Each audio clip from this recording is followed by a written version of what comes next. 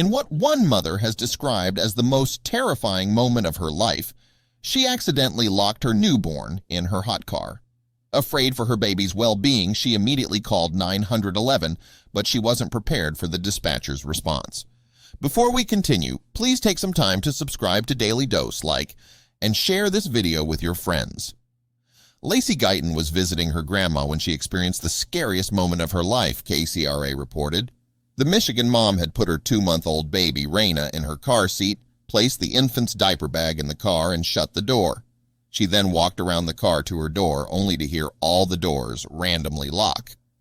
At that point, Lacey realized the keys were in her diaper bag, which was in the locked car, along with her newborn baby, she explained in a Facebook post. Having only a key fob and push button to start car, touching the door handle with the keys inside should have unlocked the door, Lacey explained, but much to her dismay, it didn't.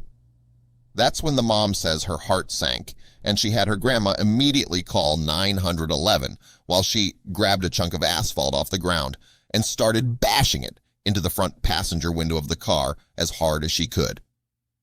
When that failed, Lacey's grandma retrieved a window breaker for the mom to try.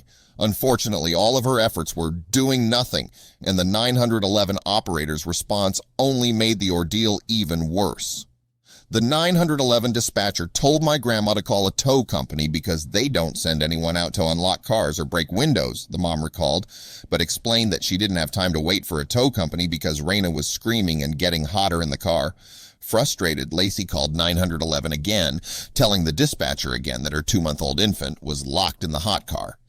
Lacey asked the dispatcher to please send fire rescue just to smash my window, as she didn't want to wait for someone to unlock the door while her baby was getting hotter by the minute. Again, however, the 911 operator said she would transfer the mom to a tow company because they don't send anyone out to break windows or unlock cars, the mom said.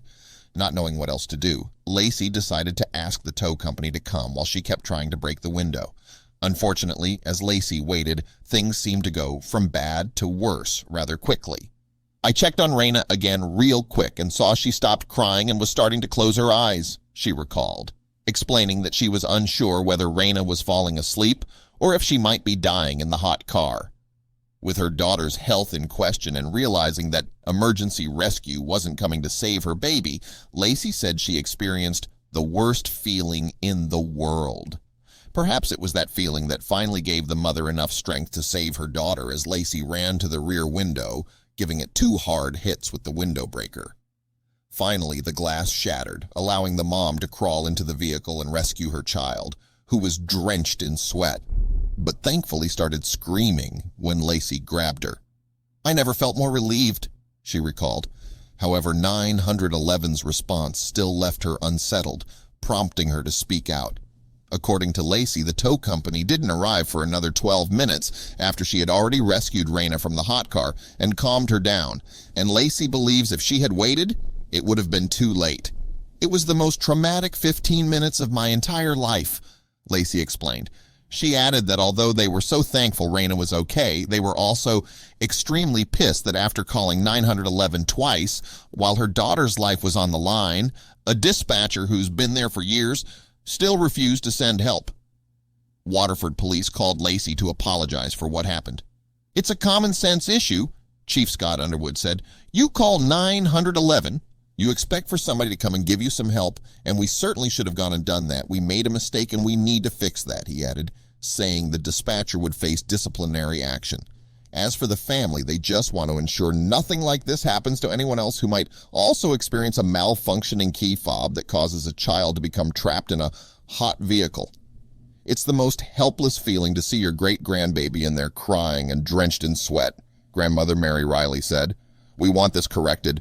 We don't want anybody to lose their baby because this wasn't taken care of for us. Lacey Guyton echoed similar sentiments, saying it shouldn't take additional training for a 911 dispatcher to know to send help. She also shared useful information with others should they ever find themselves in the middle of such a nightmare. I now know that the back windshield of a car is the easiest to break, she wrote. In a situation like this, don't waste your time trying to break the side windows. Just go right for the back windshield, she advised, as she encouraged others to share, because I desperately wish I had known that before.